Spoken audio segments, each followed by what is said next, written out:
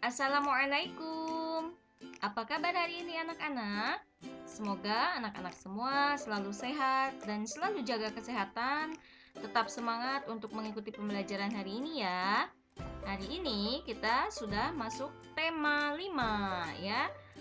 Di tema 5 kita akan belajar bahasa Indonesia mengenai teks non-fiksi serta membuat tulisan non-fiksi, menemukan ide pokok dan informasi penting pada teks non-fiksi, kemudian menemukan arti kosakata, membuat ringkasan dan membuat peta pikiran ya.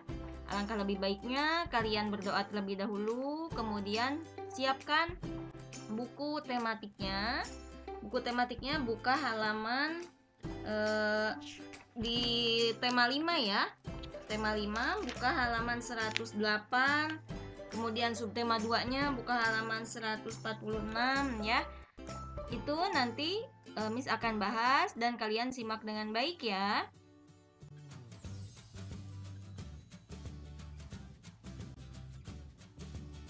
Oke, teks non-fiksi dan membuat tulisan non-fiksi.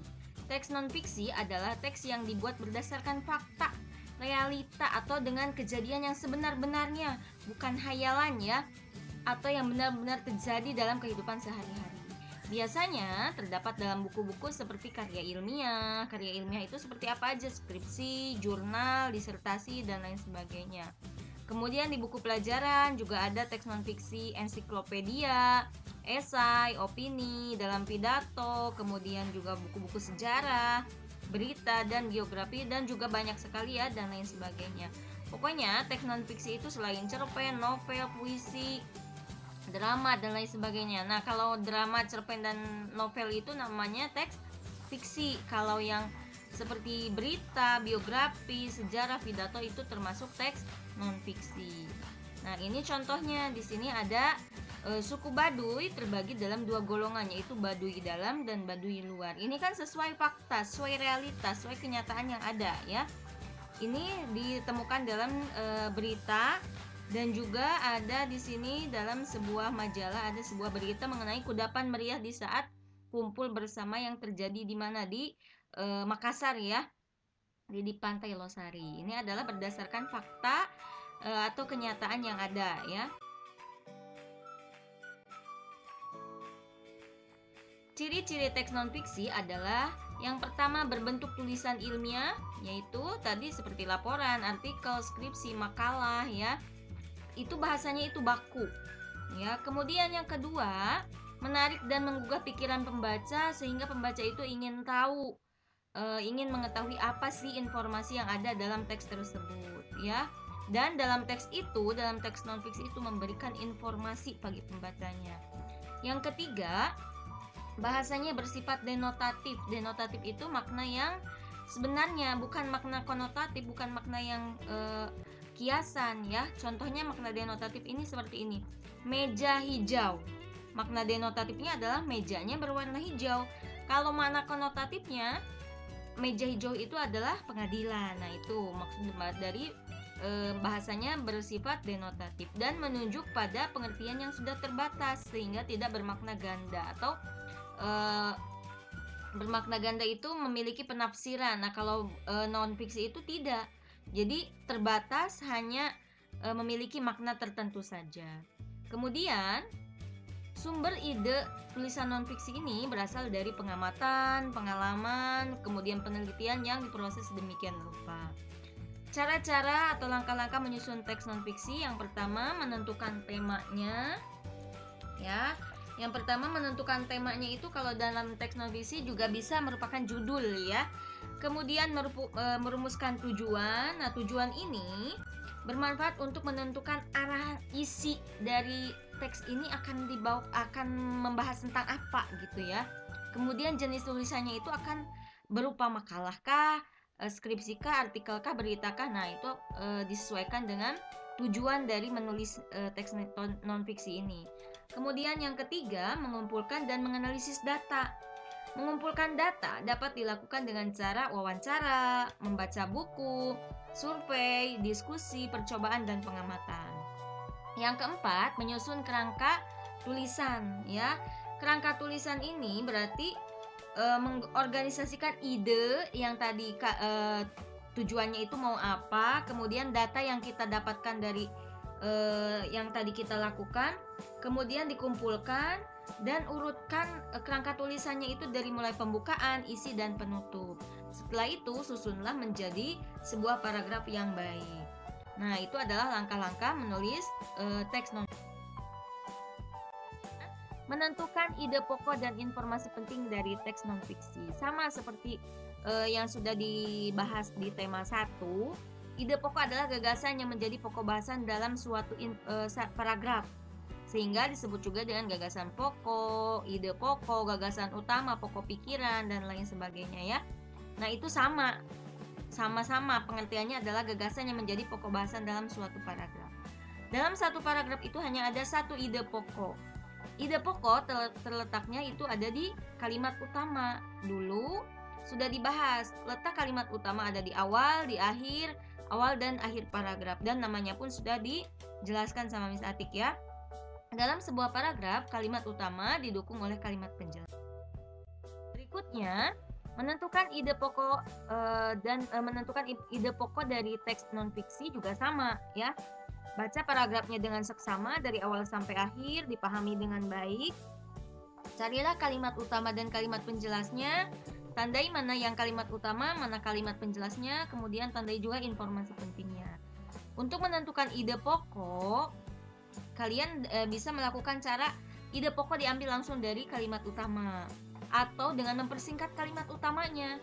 Atau kalau misalkan susah nih, paragrafnya susah ditebak mana kalimat utamanya dan ininya, kalian bisa mengajukan pertanyaan paragraf ini membahas tentang apa. Menentukan informasi penting dari teks non-fiksi. Informasi penting itu ada dua, ada informasi tersurat, yakni informasi yang sudah ada dalam teks, dipaparkan langsung dalam teksnya. Kemudian yang kedua ada informasi tersirat, yakni informasi yang tersembunyi, yang memerlukan pemahaman lagi, ya. Nah, ini adalah macam-macam informasi.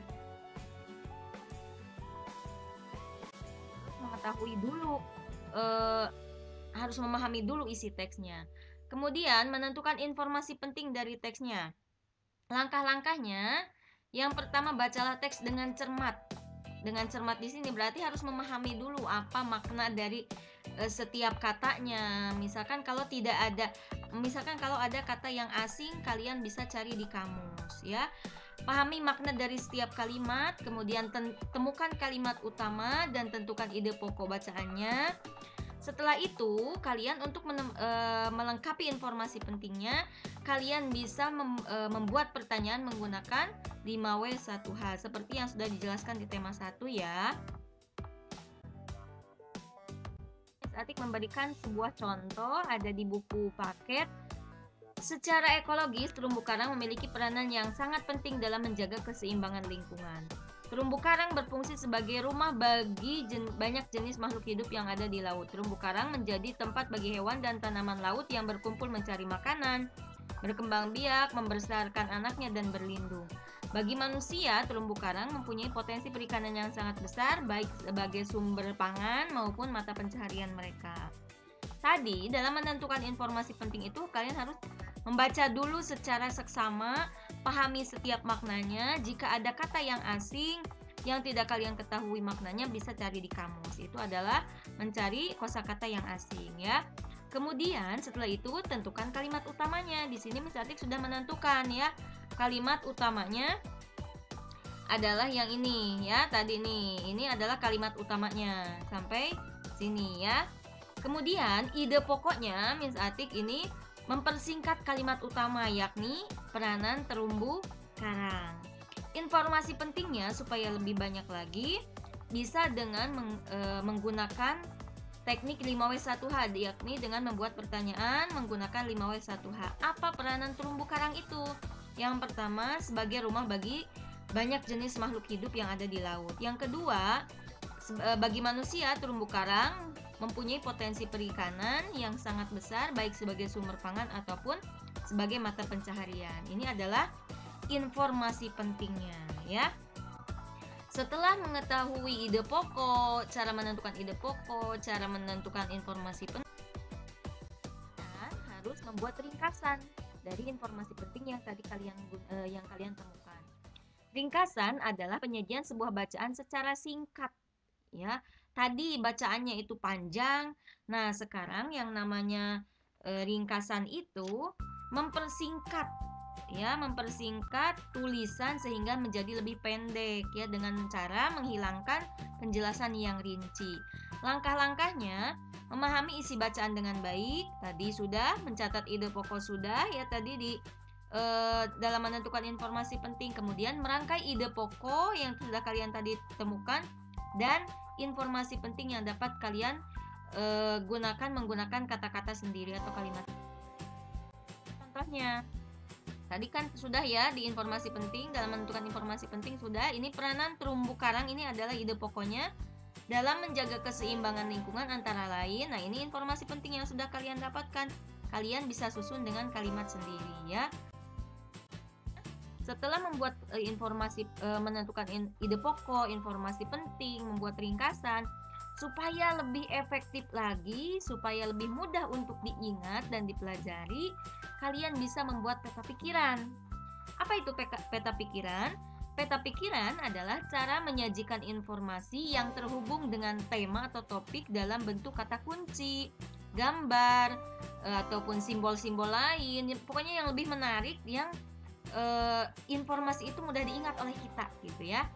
Nah, seperti ini tadi, peranan terumbu karang. Ini adalah ide pokoknya. Ide pokok itu harus disimpan di tengah-tengah, kemudian informasi penting yang kalian dapatkan bisa dibuat menjadi kerangka-kerangkanya yang lain. Ini seperti ini, ya. Nah, ini adalah contoh membuat peta pikiran dari ringkasan yang sudah kalian buat, yang kalian dapatkan dari menentukan informasi penting dan menentukan ide pokoknya.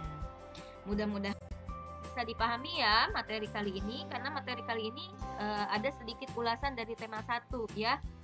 Kemudian untuk latihannya, buka buku paket tematiknya halaman 144 seperti yang ada di gambar ini, ya. Kemudian kerjakan nomor 1 dan 2-nya, yaitu nomor 1, tuliskan ide pokok dari setiap paragraf di atas. Kemudian tuliskan ringkasannya. Setelah membuat ringkasan, kalian maju ke nomor 3 yang bisa Atik tugaskan sendiri di sini. Buatlah peta pikiran dari teks bacaan tersebut, ya. Mudah-mudahan bisa dipahami dengan baik. Disimak dulu videonya dari awal sampai akhir supaya kalian memahami materinya dengan baik secara utuh. Jadi tidak bertanya lagi, kecuali memang ada penjelasan yang kurang dipahami, itu boleh menanyakan. Kalau jawabannya ada di video, kalian sudah bisa langsung lihat di video, ya. Mudah-mudahan kalian bisa mengerjakan tugasnya tepat waktu dan mengerjakan tugasnya secara mandiri, ya. Terima kasih atas perhatiannya. Wassalamualaikum warahmatullahi wabarakatuh.